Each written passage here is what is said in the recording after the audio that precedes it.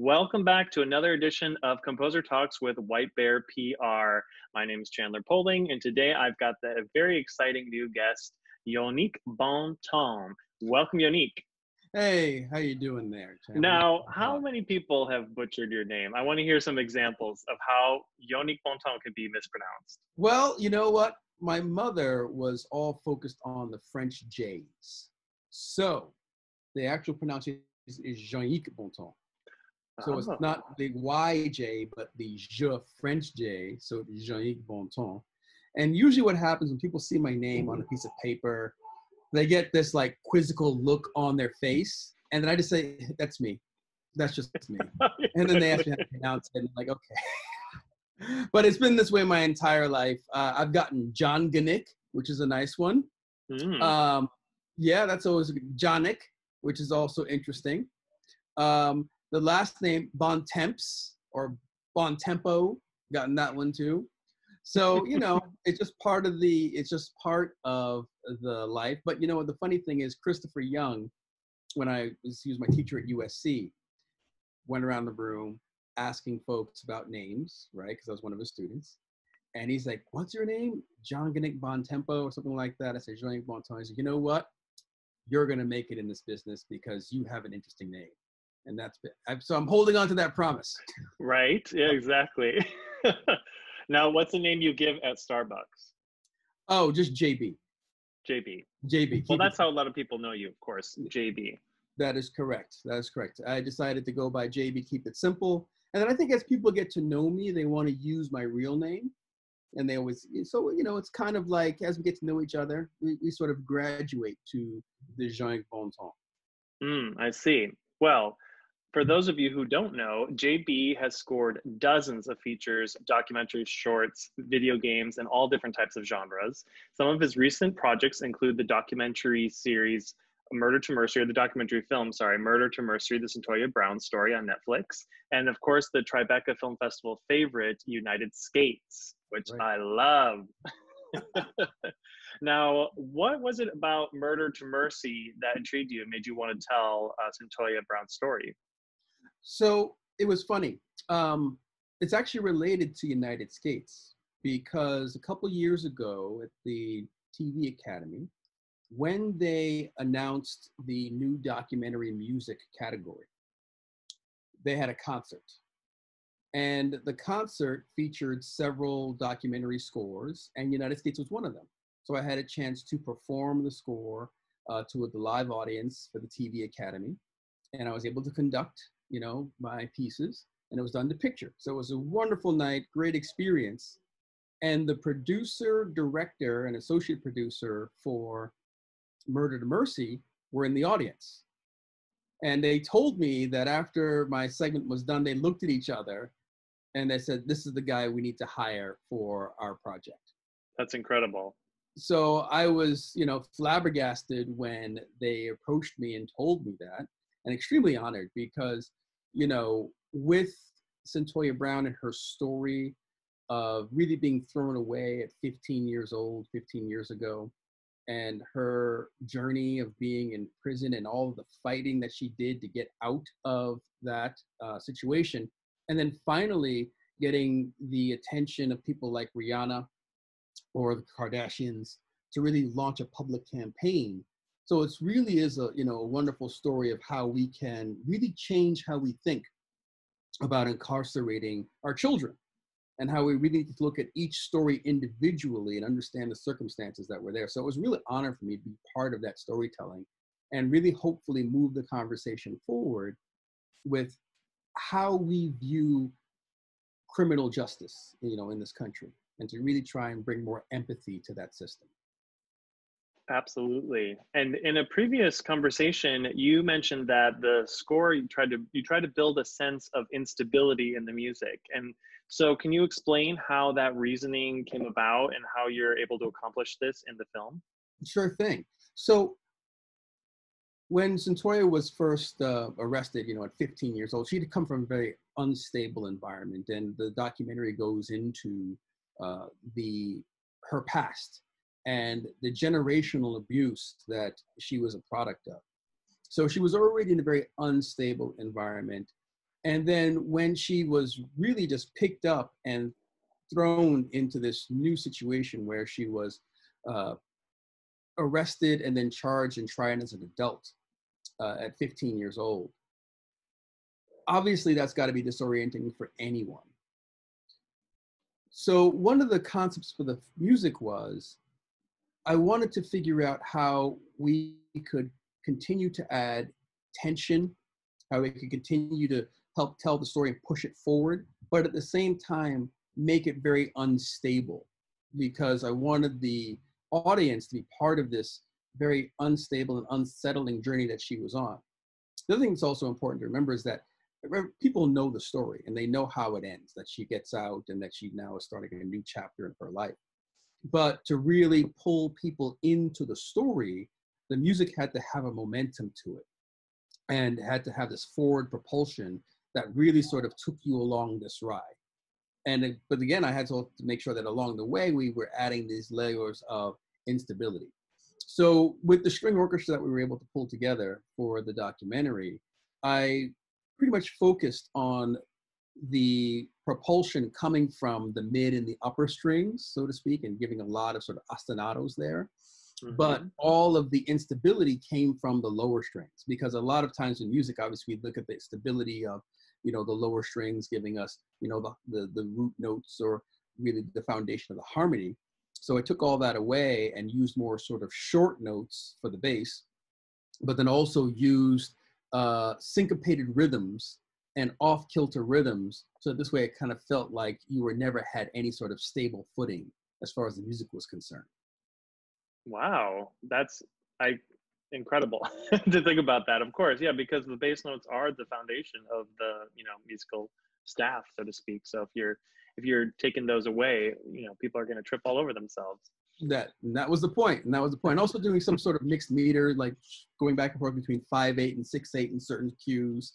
So that this way you always had this sort of moving, pushing, pulling with the rhythms, and just trying to find different ways to make it rhythmically interesting and unsettling.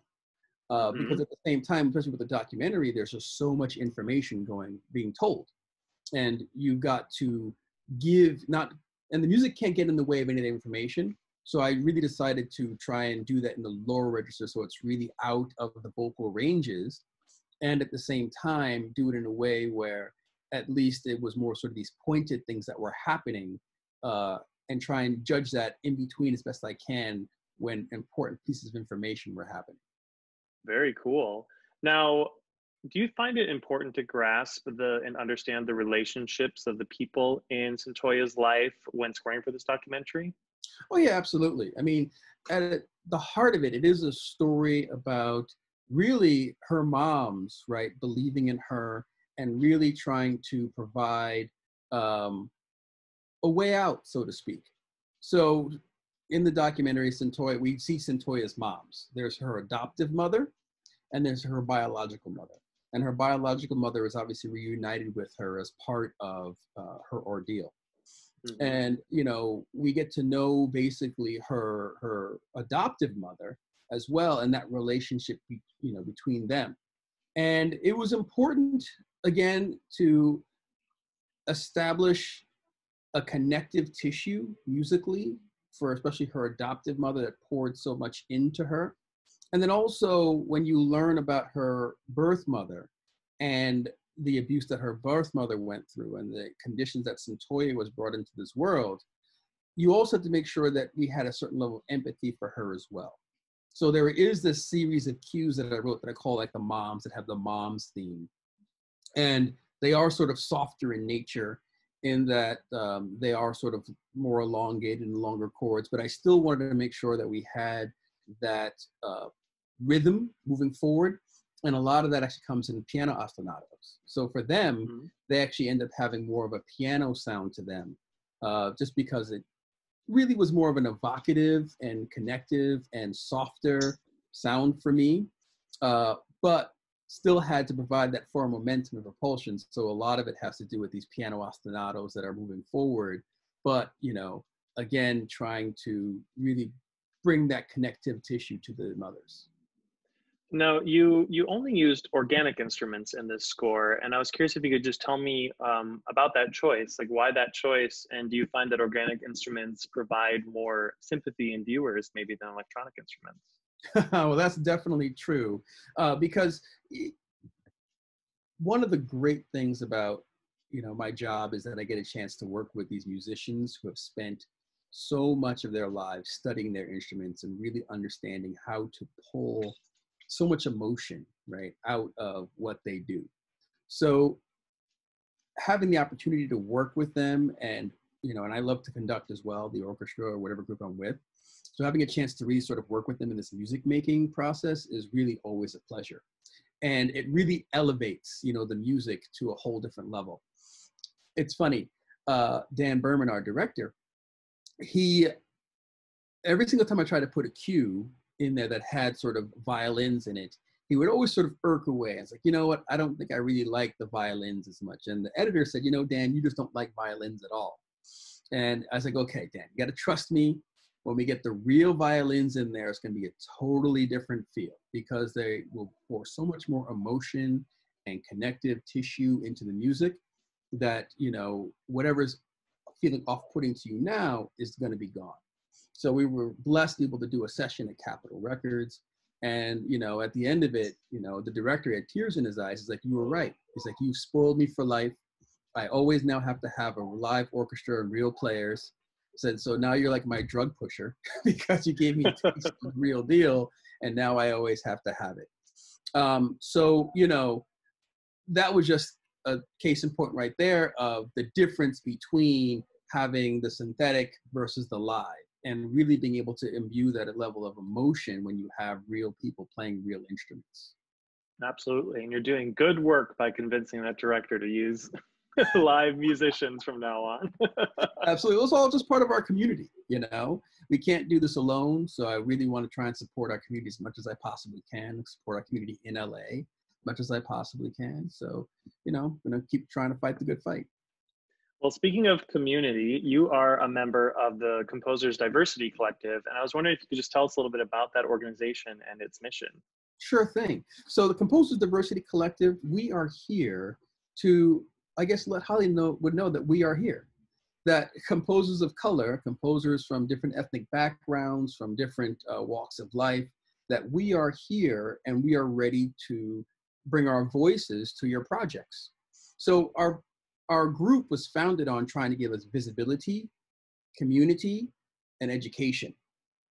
And we've done pretty well so far. I mean, I say one of the first members with Michael Abels, and came together, and then we started building our group out. And last time I checked, we have close to 100 members now, signed up to our site, official members. We just got our 501c3 organization. So we are now a certified, ratified, nonprofit organization. So, we're moving forward. And the great thing about us, or the great thing about our organization, is we are really all about trying to bring visibility to our members. So one of the great things on our website is now we have a directory that anyone can go on to, open to the public, open to anyone, and you can search by ethnicity, by musical genre, by location, and you'll get a list of composers, that are part of our organization that you can then get more information on. So really our mission is to eradicate this notion of, well, we can't find any composers of color. We can't find that, indigenous composer or that Mexican composer or that Argentinian composer. We can't find it. Well, we're going to get rid of that excuse because we're saying, here we are, come find us, we're right here. I love that. That's awesome. Now, you were a part of the Sundance Composers Lab, and you also, I believe, mentor or a part of it. So can you just talk a little bit about the experience, and would you recommend that composers apply to be a part of the Sundance Composers Lab? So there are a few moments in my life that have changed the trajectory of, my career here. And the Sundance Composers Lab is one of them. I was one of the first fellows in 2013 to go to the Skywalker Ranch. That's when they moved it from Utah over to Skywalker Ranch, and I was part of that first class. And it was a life-changing experience. I mean, not only did I get a chance to get mentored directly by people like Mark Isham and Harry Gregson Williams, which was a mind-blowing experience. I also really had a chance to interact with people who are making films. You know, they bring directors that are part of the Sundance diaspora to work with the composers and sound designers to really understand, well, what can sound do for your film? And it's really changed the way that I approach writing music for film, because it's just one tool. You have your sound design, you have your dialogue, you have your Foley, and you've got your music. And all of those really need to come together in a holistic fashion to tell a story. And not every tool or not every storytelling moment requires music. It could require sound design, right? And really understanding the power of that and the other ways to tell stories sonically was something that I picked up at the Sundance Lab by working very closely with the sound designer and the director on our project. So it's really changed the way that I approach really spotting and really trying to be a team player and work with other folks to really look at the big picture as opposed to just sort of the small picture of music. And that experience has only gotten better. I was, in 2014-15, I was one of the weeders, so I actually helped review applications and then started to give my input as far as who can be part of the program, who would select the fellows for that year. And then eventually in 2016, they asked me to come on and be a technical advisor. So I got a chance to actually go back and work at the lab as an advisor. And that was also a mind-blowing experience. I mean, I call it sound heaven. And I've had the ability and the opportunity to go back every year to support the fellows as they go through this amazing experience. Now, I highly recommend it. It's only gotten better year after year after year because we kind of figure out what we're doing. And at this point, last year we had 8 fellows. So 8 composer fellows, 8 films came up, and, it was pretty tremendous. The love that is built between the entire cohort, and also the ability that they have to get close to all of these amazing people, these amazing composers that we look up to. And then on top of that, you get a chance to hang out at Skywalker Ranch as part of Sound Heaven for 2 weeks as well. Now, of course, this year we're changing it a little bit because obviously we're in the middle of a pandemic, so we can't all convene up at Skywalker Ranch this year, but it's still going to be happening in a virtual function. And it's going to be extended to be 3 weeks long this year, as opposed to 2 weeks, because we have more time. When we really believe that through this format and allowing more time, we'll be able to give our fellows more quality time with the advisors and with their mentors, because we won't necessarily have all the logistics that we have to deal with when we're on site. So it'll be a still extremely valuable experience this year, even though it'll be virtual. Incredible. And I just have to say, I'm not even a composer, and I really want to do the lab. So it sounds amazing. You wouldn't be the first one, let me tell you. Now, my last question is, of course, an advice question. I need to know what advice you would give a young composer or someone who's wanting to start out in scoring in the documentary world, specifically in docs, if you could think of a nice piece of advice. Okay, specifically in docs. In docs, you really have to understand what the function of the music is. And it can still be dramatic, it can still be epic, it can still be big, but it can never get in the way of all the information that has to be given to the audience. And you have to understand, based off of the style of the documentary, what you can do musically. Some docs are built to be more cinematic, so they have opportunities to tell the story with just images and music. And then you can be as operatic as you would want to be in a fiction film, right? And those are great, but in those moments, there are few and far in between in the docs, so you need to make sure that you're ready for those. But some docs aren't built that way.